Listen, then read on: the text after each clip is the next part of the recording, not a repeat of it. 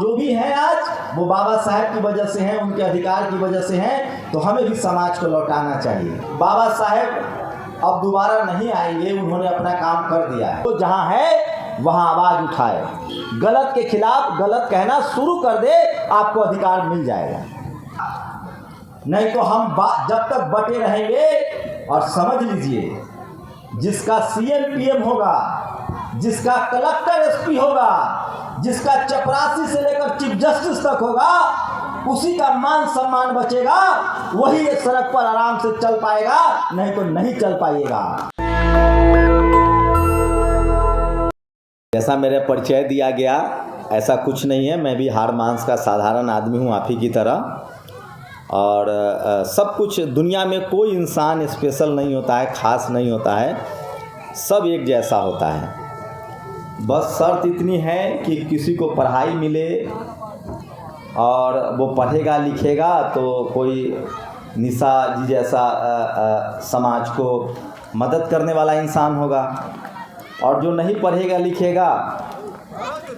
लिखेगा तो बाबा साहेब की तरह होगा, नहीं पढ़ेगा लिखेगा तो वो आज भी गरीब और लाचार है। तो यहाँ जो बुलाया गया है, जो विषय वस्तु है, एजुकेशन की बात है। निशा जी ने जो इनिशिएटिव लिया है और ये लोग जो ट्रस्ट चला रहे हैं, इन्होंने अभी मुझे जानकारी दी कि आपके लिए लगभग 2.5 करोड़ रुपए की ज़मीन खरीदी गई है और वहाँ ट्यूशन सेंटर बनेगा, कोचिंग सेंटर बनेगा। आप लोग ताली बजाइए। ये बड़ी बात है कि 2.5 करोड़ रुपए की ज़मीन होना, और अम्बाला शहर के बीचों बीच हम लोग, शायद मैं पहली बार अम्बाला आ रहा हूँ, गुजरता रहा हूँ लेकिन आया नहीं। यहाँ से फौज के लोग बहुत रहते हैं तो बात से सुना है। और अम्बाला शहर में इस तरह के आपके पुरखों की ज़मीन थी और उसको उन्होंने जिस तरह से बचाया है और बाबा साहब की मूर्ति लगी है, तो ऐसे लोग बहादुर हैं जो अपना समय, अपना परिवार का समय काटकर समाज के लिए संघर्ष कर रहे हैं। तो ऐसे तमाम लोगों को मैं नाम, चूँकि निशा जी का बार बार ले रहा हूँ क्योंकि उनका नाम अकेली महिला है, तो मैं चाहता हूँ उनको ज़्यादा सम्मान मिले मंच पर, तो इसलिए भी इनका नाम पर एक बार ताली बजाइए। देखिए होता क्या है, इस दुनिया में जितने पशु पक्षी, मछली, जानवर, पशु पक्षी सब, देखिए सबको अपने बच्चे से प्यार होता है ना। माँ, खासकर माँ ऐसी चीज़ है जो निस्वार्थ प्यार करती है, अपना पेट काट कर खाना खिलाएगी, अपने धूल बारिश बीमारी में झेल कर आपके लिए खड़ा रहता है। लेकिन ये गारंटी नहीं है कि आपका बच्चा आपके साथ खड़ा रहेगा कि नहीं। और पशु, इंसान तो फिर भी उम्मीद रखता है, पशु पक्षी तो बिल्कुल उम्मीद नहीं रखता है। वो उम्मीद रखता है, पशु पक्षी अपने बच्चे को बड़ा कर देते हैं, बच्चा कहीं, माँ बाप फिर कहीं। तो हम लोग बाबा साहेब का बार बार नाम क्यों लेते हैं? हमको खाना खिलाने आ रहे हैं बाबा साहेब? नहीं आ रहे हैं। उन्होंने जो संघर्ष किया निस्वार्थ, अपने परिवार और बच्चों की गुलामी देकर, और उसकी वजह से हमें अधिकार मिला, और इसलिए हम बाबा साहेब के कर्जदार हैं। और इसलिए समाज निशा मैम जी का भी कर्जदार रहेगा कि एक नौकरी करते हुए चाहती तो अपने बाल बच्चों के साथ खुश रहती, लेकिन उनको लगा कि हम जो भी हैं आज वो बाबा साहेब की वजह से हैं, उनके अधिकार की वजह से हैं, तो हमें भी समाज को लौटाना चाहिए।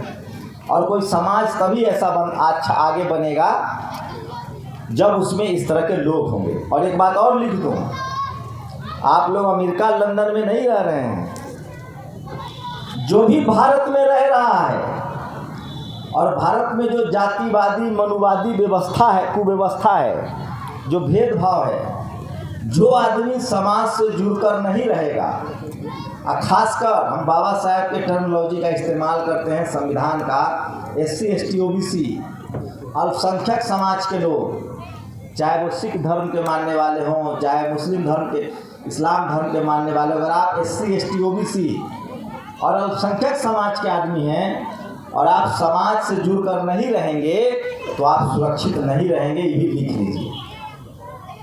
ना आपका धन सुरक्षित रहेगा, ना आपका मान सम्मान सुरक्षित रहेगा। इस देश में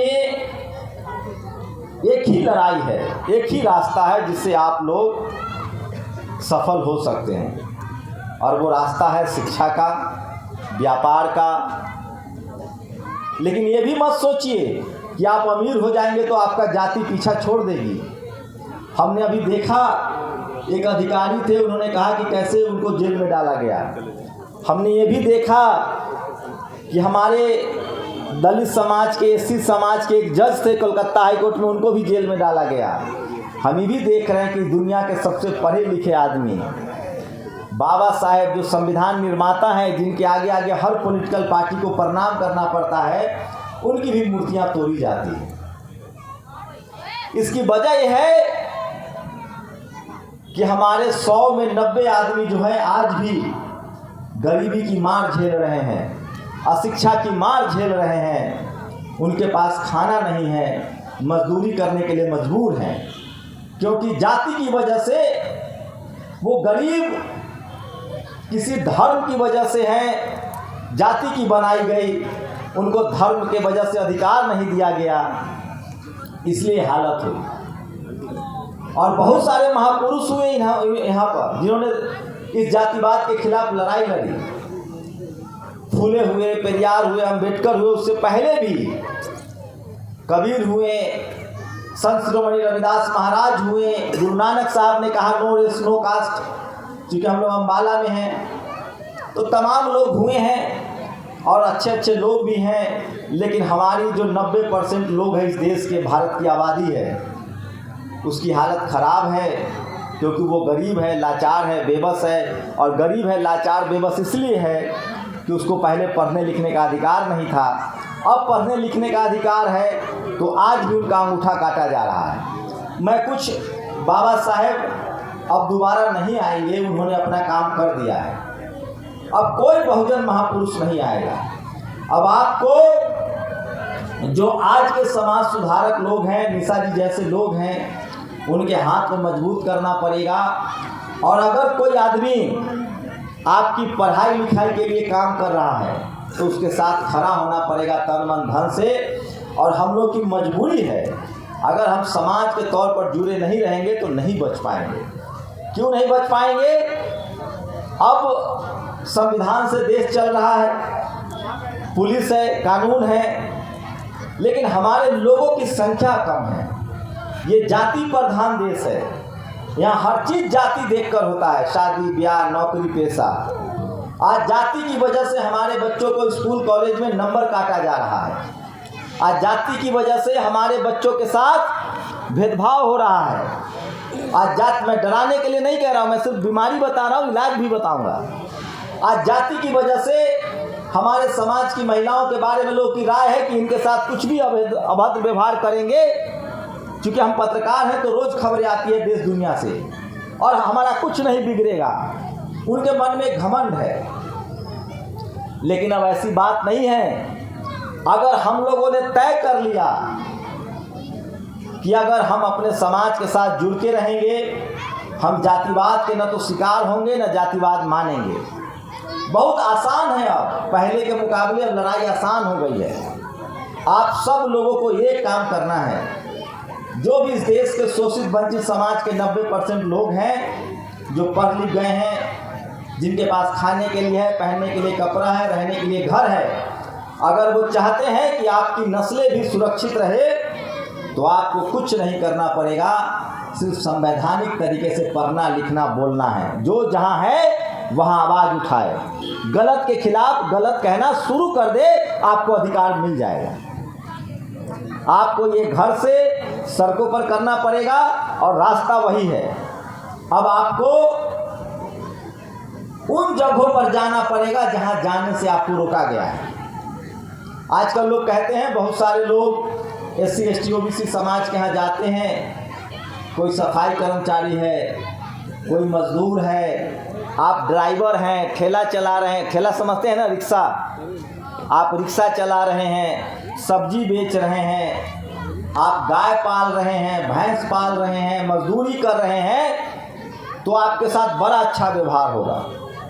और लोग कहेगा कि देखिए कितना सज्जन आदमी है, बढ़िया सब्जी देता है, ये हमारे यहाँ ड्राइवरी करता है, मजदूरी करता है, और मैं इसको साथ बैठ के खिलाता हूँ। ये सिर्की बघाता है लोग कि हम जातिवाद नहीं मानते हैं, हमारे घर में नौकर हैं, एससी समाज के, हमारा ड्राइवर एससी समाज का, हम उसको बहुत प्यार से रखते हैं।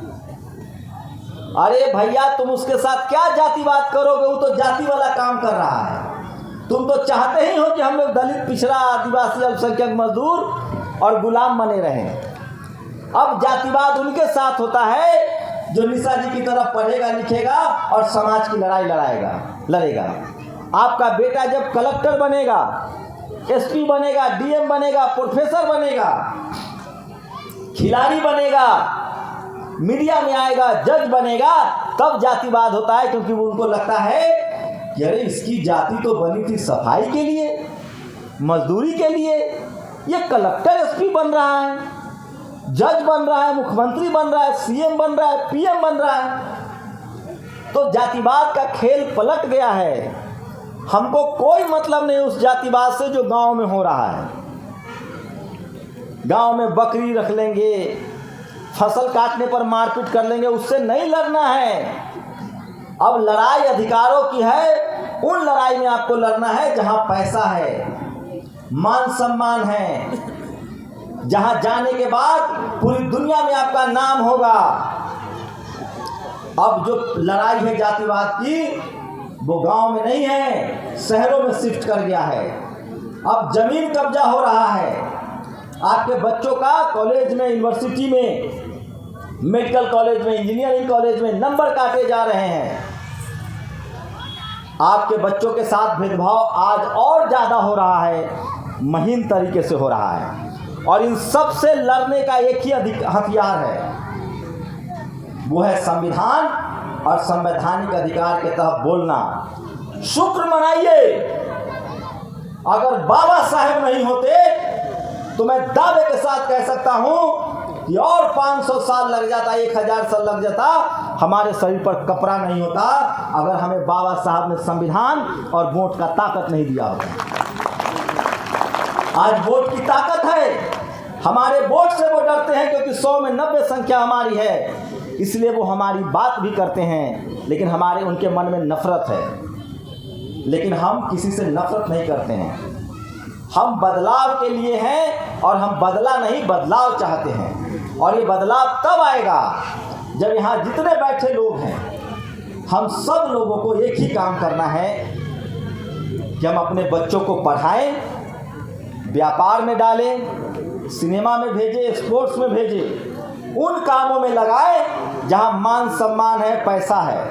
और साथ ही अगर हम सक्षम हैं, अगर संविधान की वजह से हमें कुछ फायदा मिला है, अगर हम इस समाज में किसी पद पर पहुंचे हैं निशा जी की तरह, तो अपना 2 घंटा 4 घंटा समय भी उन लोगों को दे जो कहीं पीछे छूट गए हैं, जिनकी कोई मदद करने वाला नहीं है। और निशा जी ने जो रास्ता अपनाया है, मैं इस वीडियो के माध्यम से पूरी दुनिया में जो SC ST OBC Bahujan Samaj के लोग हैं, शोषित वंचित समाज के लोग हैं, उनको बताना चाह रहा हूं कि एक महिला और एक अम्बाला के 50-100 लोग जब एक साथ मिलकर 2.5 करोड़ की जमीन लेकर इंस्टीट्यूट बना सकते हैं, तो ये पूरे देश में हो सकता है। अम्बाला से सीखने की जरूरत है और यही रास्ता है हमें बचने का।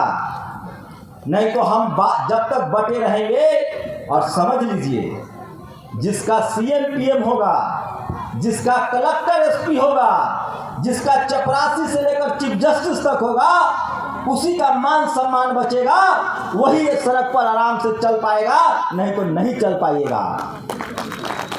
ये जाति ऐसी बीमारी है, ये जातिवाद ऐसा खूंखार आतंकवाद है कि आप कितना भी अमीर हो जाइएगा, और अगर आप समाज के साथ नहीं जुड़े हुए हैं, तो ये जातिवादी मनुवादी लोग आपकी संपत्ति हड़प लेंगे। आप कलेक्टर SP बनिएगा, समाज के साथ नहीं जुड़े रहिएगा, तो आपको जेल में डाल देते हैं, आपको सस्पेंड कर देते हैं, बर्खास्त कर देते हैं, आपका CR खराब कर देते हैं। जिस देश के लोग हर जगह, हर जाति, हर धर्म, हर समाज के लोग चपरासी से लेकर चीफ जस्टिस तक होंगे, तभी सबको न्याय मिल पाएगा। और ये कब होगा? जब हमारी नस्लें पढ़ाई लिखाई करके आगे बढ़ेंगी और उन जगहों पर जाएंगे जहां हमारे लोग नहीं हैं। मजदूरी तो हम पहले भी कर रहे थे, सब्जी हम उगाते हैं, खेत हम जोतते हैं, बैल हम पालते हैं, बिल्डिंगें हम बनाते हैं, फैक्ट्रियों में मजदूरी हमारे बाप दादा करते थे, हम भी कर रहे हैं, सारा मेहनत का काम हम करते हैं। लेकिन हमारी दशा नहीं बदलती है। ये किसी भगवान की वजह से नहीं है, ये इसलिए है क्योंकि हमारे समाज में शिक्षा नहीं है, हमें शिक्षा से दूर रखा गया। और शुक्रिया निशा जी, आप लोग जो काम कर रही हैं, जैसे जैसे ये समाज पढ़ता लिखता जाएगा, आप लोगों का भी मान सम्मान बढ़ेगा। और जो बाबा साहब ने रास्ता दिखाया है, हमें उसी रास्ते पर चलना है। हमें किसी भी झंझट में नहीं पड़ना है, हमें सिर्फ media, judiciary, college, university, bureaucracy, business, पढ़ाई लिखाई की तरफ जाना है। जो गरीब लोग हैं उनका हाथ थामिए और पेट काट के अपना एक वक्त कम खाना खाइए, रात का खाना छोड़ दीजिए।